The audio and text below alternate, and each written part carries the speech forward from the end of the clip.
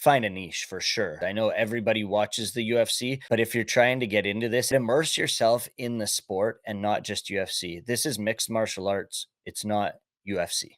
So happy to be joined by my next guest. He's the founder and owner of MMASucka.com. He's a Brazilian Jiu-Jitsu black belt, and he's a pretty damn good golfer because we get out every month playing. Happy to welcome on my good friend, my golfing buddy, Jeremy Brand, to the program as I'm trying to get a split screen. There you go, Jeremy. How are you?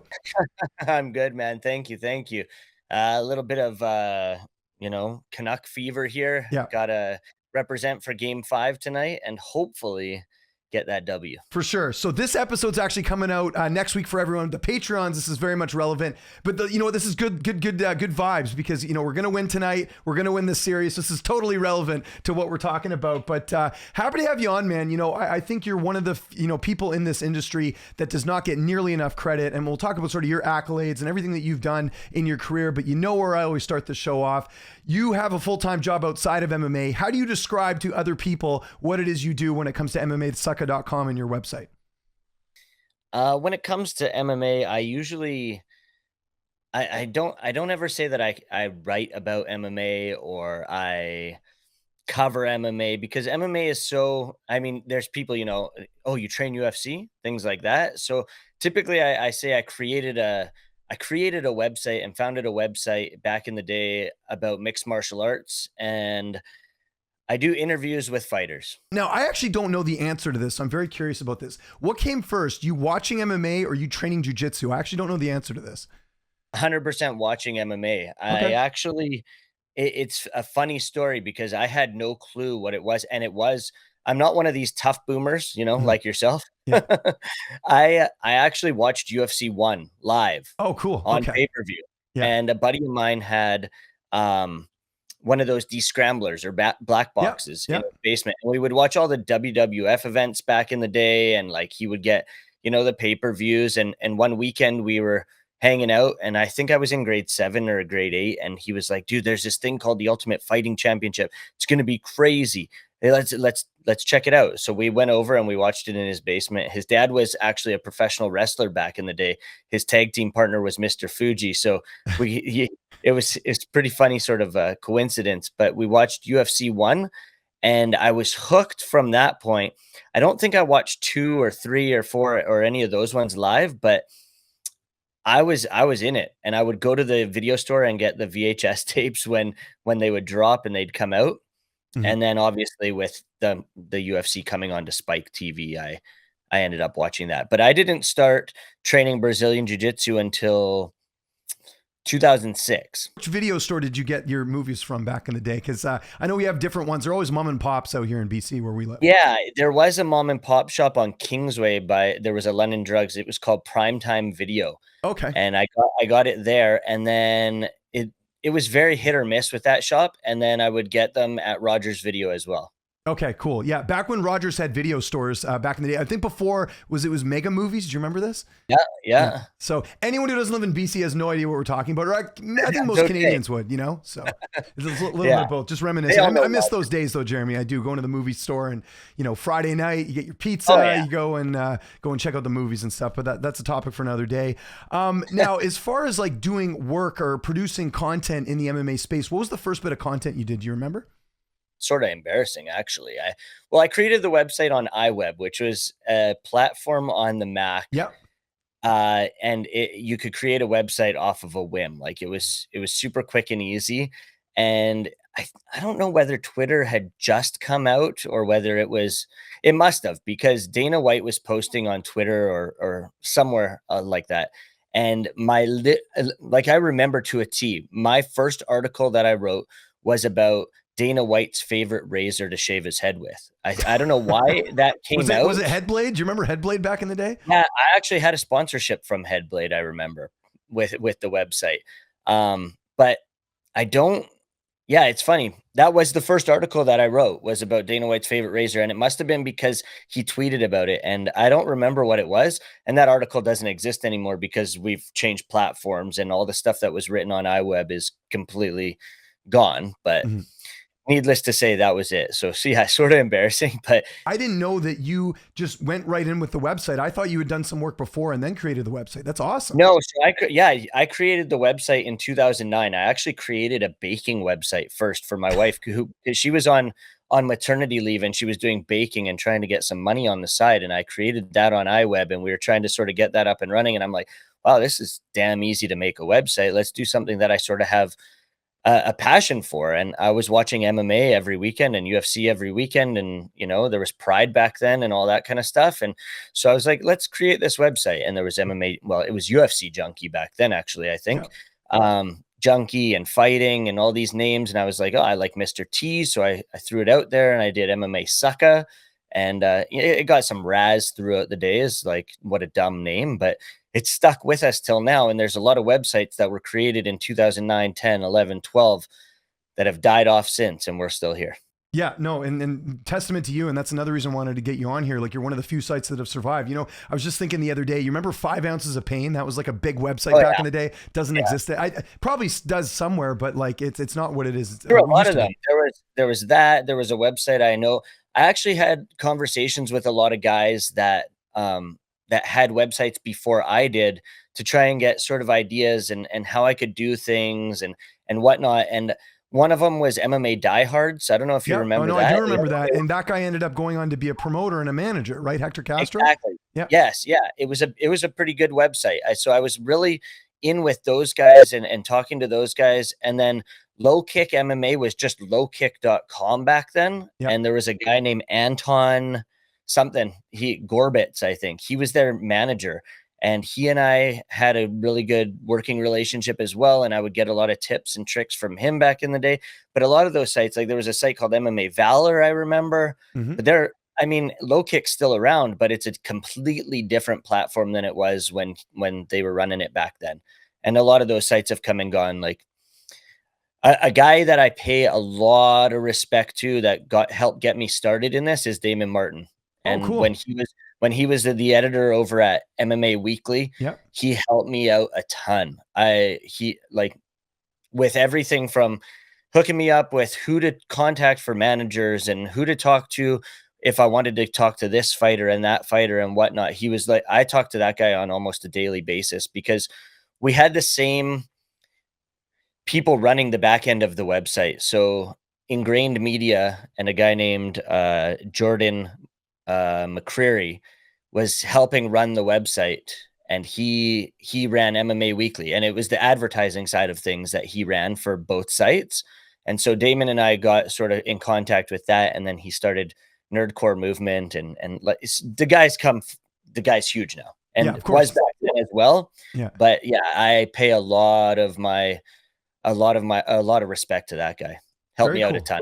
I do remember you mentioning to me before about working. I didn't realize it was that big. So that shout out to Damon, one of the OGs of the game as well. When did you start like having a staff? When did that start happening? Because obviously you started the site. We're going on the timeline here. You said 2009. So 2009, November 29th, 2009 to be precise. There you go. I remember it to a T, and I had guys writing for us very quickly and early on, but they weren't paid gigs by any means. And it was guys that just sort of wanted to get their foot in the door and a stepping stone. And we had a lot of guys come through MMASucka that have moved on to bigger and grander things. Not to say that MMASucka is not fun and big and whatnot, but it's not.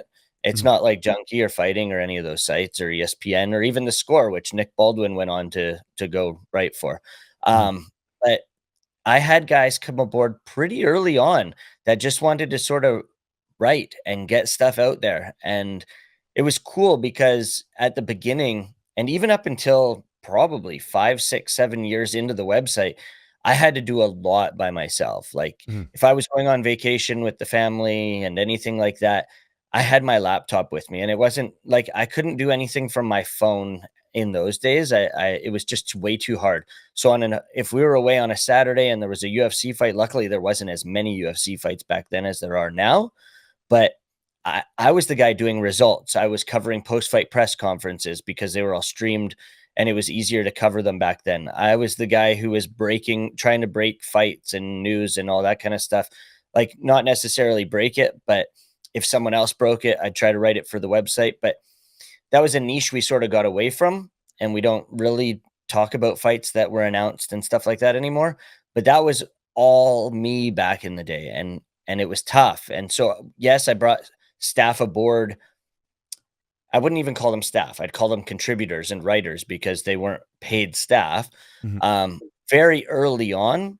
But it wasn't until 5 years ago, probably, when I partnered up with Last Word on Sports, which is going through the timeline. I know you want to go through it a little. Oh, no, no, no worries. No, no, that's fine. That's fine. Yeah. That guys actually started to get paid. Like, there were one-offs where guys would get paid prior to that, but these guys made the website 100 times more professional than it was when I was running a rinky-dink shop from 2009 to 2017, 2018. Yeah, and I actually wanted to get into that, but it's fine. We're going there now. Last Word on Sports. I remember doing stuff for them back in the day as well. I mean, I've worked for you as well too. I should mention that. That's one of the reasons I wanted to get you on here. How did that all come together with you linking up with Last Word on Sports? How did that come together? So they had an MMA or an MMA page on their website. Forget what it was called, but Wasn't it just Last Word on Sports MMA or something? No. yeah, it might have been just lastwordonsports.com/MMA. And they had a guy, what was his name? I forget. They had a guy who was running everything. And I said, I was in contact with Michael Kovacs, who owns Last Word on Sports, and we were in contact with each other and just sort of talking about how we could partner up in terms of, maybe they could run some of our content on their site. We'll run some of their content on our site, like just link backs and stuff like that. And then he came to a point where he was like, you know what? It just doesn't make sense to just do this like linking back and forth. Why don't we just make MMASucka our MMA webpage? And one day we were just talking about it, and now we're 50-50 partners. Myself, Michael Kovacs, he has a partner, Ben Kerr or Beaker, whatever you want to call him. Mhm. But those two, and then myself, and we're 50-50 partners in Very the cool. website. And again, it's like night and day in comparison to when I ran it. There's an editor, there's a managing editor, there's like literally staff. Guys get paid every bi-monthly if they hit a quota. It's night and day. Yeah, it's not something that I was gonna be able to do myself because I don't sort of have um, that skill in terms of how to make things happen business-wise. It just wasn't my thing. I just wanted to do this on the side, have fun with it and whatnot. And like Michael Kovacs was a teacher when we first started doing this. And 2, 3 years ago, he quit his teaching job and he's running Last Word on Sports full time now. Very cool. Okay, I didn't know that either. So again, learning a lot here. But one of the big reasons I wanted to get you on here as well is because I don't think people know how many people have worked for your site that are pretty prevalent in the industry right now. Mike Bohn is one that comes to mind for sure. I know Mike worked for you for a little bit, and obviously he's been a mainstay at MMA Junkie forever. Who are some of the names that have even like just contributed on a small level that have worked in MMASucka? Because I want people to know like how much of an influence you have had on this industry.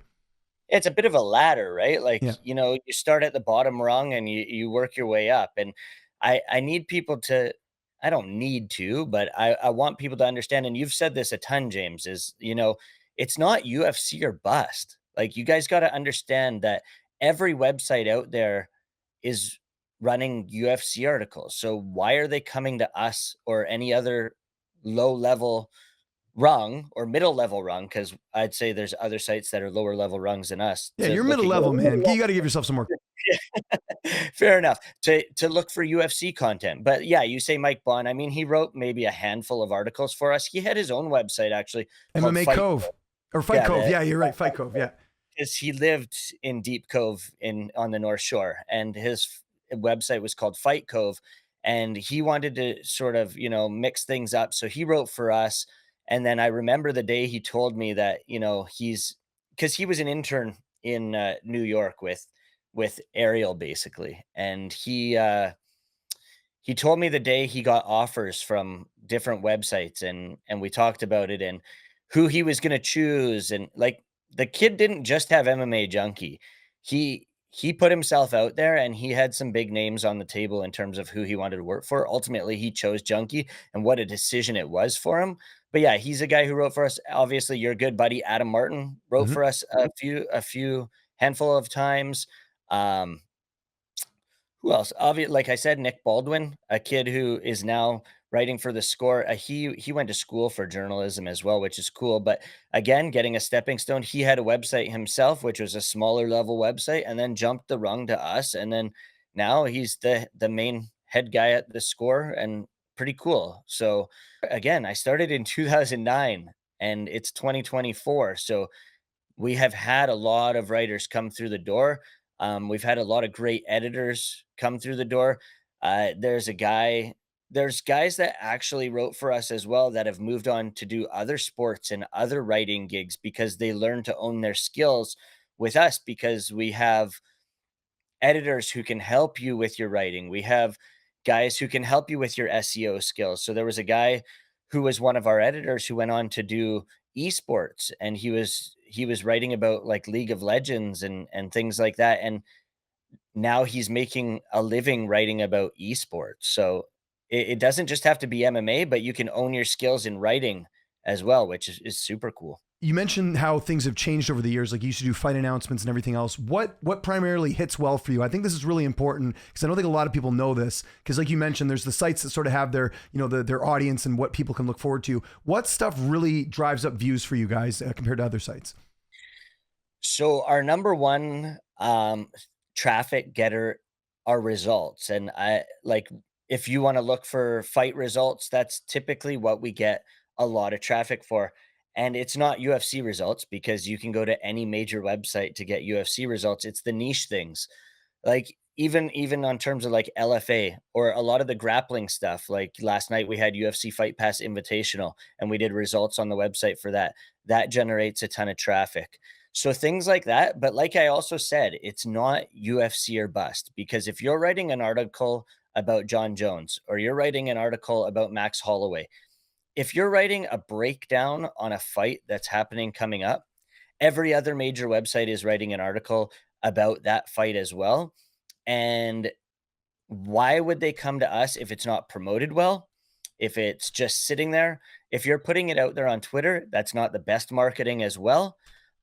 So writing about regional promotions, fighters who are actually going to share that article on their social media. So say their Facebook friends, which I know, I mean, Facebook, whatever, but there's a lot of regional fighters who have a shit ton of Facebook friends who will then share that article as well. So I find a lot of these niche articles are what generate traffic. And recently, we've actually been doing a lot of evergreen content. And if you don't know what that is, it's content that's going to be relevant for a long time. So we've been doing top 10 middleweights or top 10 fights Dana White needs to make or 2023 this or 2024, like lists or listicles or whatever you want to call it. And those, the good thing about those is they generate traffic for a long amount of time. So you might not get 2,000, 3,000, 4,000 views in the first week or the first day, but over a 12-month span, you might get 50,000 views on that article. There you go. Okay. Now, when it comes to hiring people, is it usually people, I would assume it's people coming to you. How do you go about adding new staff, or do you put like a, bat signal out every now and then and people will come? Every now and then. And typically it's on like, say, a UFC fight night where we know a ton of people are on Twitter. We'll throw a little, MMASucka is looking for these kind of writers. Again, typically we're looking for regional writers, whereas guys come aboard and they're like, oh, we want to write about the UFC. Yeah. It doesn't always happen that way, but obviously we'll take UFC writers and then sort of see how they fit into the mix with everything else.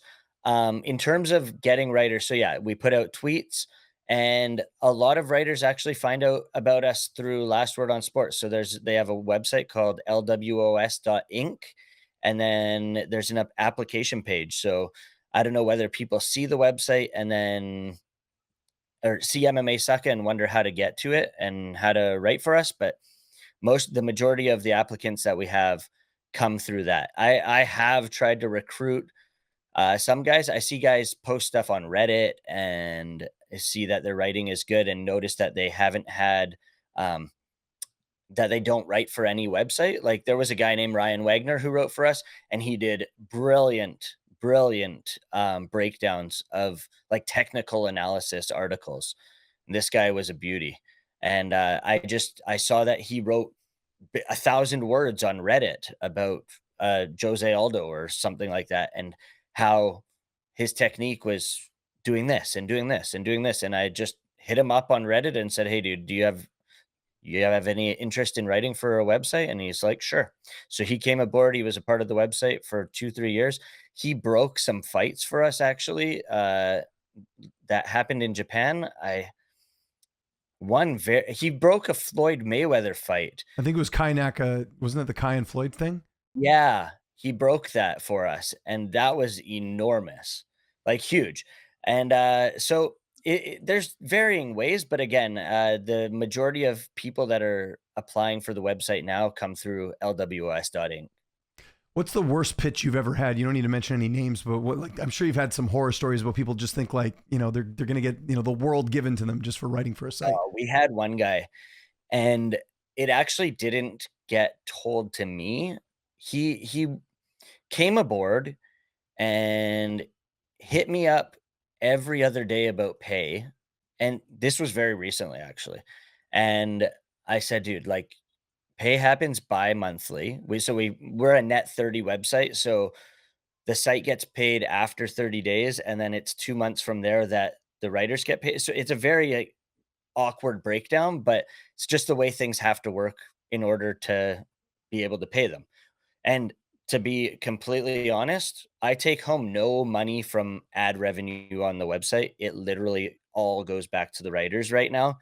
Otherwise, the writers wouldn't get paid very much. So that's being completely transparent with you, which probably no one needed to know, but they do know now. And he was asking about pay, and he very first day we asked him if he wanted to write for the website. He agreed to it. We send out a FAQ explaining things, and he messaged one of the editors asking if it was reasonable to think that he would make 700 US dollars a month. Wow. Okay. Very first day he got hired by us. It's crazy. Yeah. It's insane. Yeah. So on that note, if someone is looking to get hired with you, what would be like an ideal candidate? What are the type of things that you look for when you bring someone on? Yeah, so it's a little different than it was back in the day. Back in the day, I just needed writers Mhm. because I didn't have any, and I just needed guys to write for the website and get articles out there. Now I can be a little bit pickier. Needless to say, I mean, if you've got any skill with pen to paper, not necessarily boring style of writing, but excuse me, um, someone with a voice, someone who's interested in MMA and not just the UFC, someone who likes to watch fights and is interested in how things work in the sport and wants to put out articles that are interesting in that way, that aren't just breakdowns and aren't just fight announcements and aren't just, you know, this guy's the best, then I mean, we would love to have you aboard. It's very simple. I send us an article, 500-600 words, and very likely, um, if it's legible and we can read it and it hasn't been written by Chat GPT, then we'll probably take you aboard. How do you balance your day job? We don't have to talk about what it is because obviously I know some people like to keep that private, but how do you balance your day job and running the site? Because, again, this isn't you're not making your living off the site. No, and I always said I would never would, and I have no qualms talking about it. I work for the school board where I am, working with special needs kids, and sometimes working with the staff that I have is like working my day job. Mhm. But I balance. I'm on my phone quite a bit in terms of dealing with people asking questions. If there's articles pitched, if there's editors asking why stuff isn't being picked up, but again, I have like 20 writers, 25 writers for the site, so I don't have to do a ton. Like I said, back in the day, it was just me and I was doing everything. Even though I had other writers, I was still the focus, the man that was focused on doing everything for the website because I had to have a hand in it. Now I have taken a back seat where I let my editors decide who's like, they put out a spreadsheet saying what needs to be written this week. People apply for it. If it gets written, it gets written. If it doesn't, it doesn't. And I don't feel pressure myself to have to do it. I got back into doing YouTube stuff probably about a year ago, um, because I I got bored not doing it. I Mm. wanted to start interviewing fighters, and I wanted to start bringing out, um, different little videos for the website. And I know a lot of people ask, "How do I have time to do it?" Because I also ref hockey, I play hockey, we golf on the weekends sometimes, and, my day job. I've if if you have a passion and you wanna do it, you find time to do it. Now, the best part of this is we get to do our rapid fire questions. So we'll do those. And I got two more questions and we'll get you out of here. Actually, our golfing buddy is actually here right now. I forgot to tell him that I needed him to come over a little bit later. We'll talk about that after. Okay. Jeremy Brand. Yeah. You know who I'm talking about too. Jeremy Brand, favorite athlete outside of combat sports? Does it have I have a question about this. I know Yeah. I know it's supposed to be a one-word answer, Yeah. but That's does fine. it have to be a present day athlete? No, it can be retired too. It doesn't Okay, matter. Pavel Bure then. Great choice. Favorite movie? Mean Girls. Favorite actor or actress? Seth Rogen. Favorite TV show? Ooh, favorite Superstore. Favorite comedian? Right now, Matt Rife. Favorite cheat meal? Oh, I eat anything right now, I'm fat. Probably if I had a choice, it would be, uh, lasagna. Favorite travel destination? Hawaii. Favorite animal? A sloth. What's your hidden talent? I don't know, I'm a black belt in jiu-jitsu. Yeah, that's good. Biggest pet peeve? I have lots, and I've thought about this because I have watched your show, and my biggest pet peeve is people who say schedule. Yeah, I'm with you there. I don't like that either. I think it's an English I thing. had I had a had teacher in high school who did that. That's funny because I had, an administrator that I worked with that said it, and she would say in the morning, "The schedule for the day is this," and I said, "Oh, are we at shul as well?" How'd she respond? "Oh, Jeremy." Yeah, there you go. What's sort of the ultimate goal, like with the site? Like, I mean, I know you still want to. Do you think you'll be involved with it forever, or do you think at some point you'll sell your 50%? Like, what's sort of your There long term has goal? So there has been, over the past few years, times where we actually almost sold the site, uh, and for a good chunk of change, and it could have happened actually on 2 different occasions. It almost happened, and it wouldn't necessarily be me selling my 50% of the site. It's the fact that if I don't sell, then I have to pay the other portion, right? Mhm. So I've always been like, "Oh, this is my baby. I never wanna get rid of it." But I did have a great chat actually with Uriah Faber when he was in town a few years ago. I interviewed him. He wasn't, I don't know what, I don't think he was fighting, but he was here in someone's corner, and I had an interesting conversation. I interviewed him in his hotel, and on the elevator ride down, we have always had a pretty cool, friendship where you're just asking simple questions. And on the elevator ride down, yeah, he said, "Jeremy, what's your end goal? What's the ultimate goal with MMA Sucka? Like, what's what's the end game, basically?" And I said, "I don't know." And he goes, "Every business should have an end game. Every business you get into should be sold." And I never thought of it that way until he brought that up to me. And that's not ultimately my goal, but my goal right now, because the end game isn't here, and I don't know when it will be here or if it will ever be here. But my goal is to have a great group of writing talent.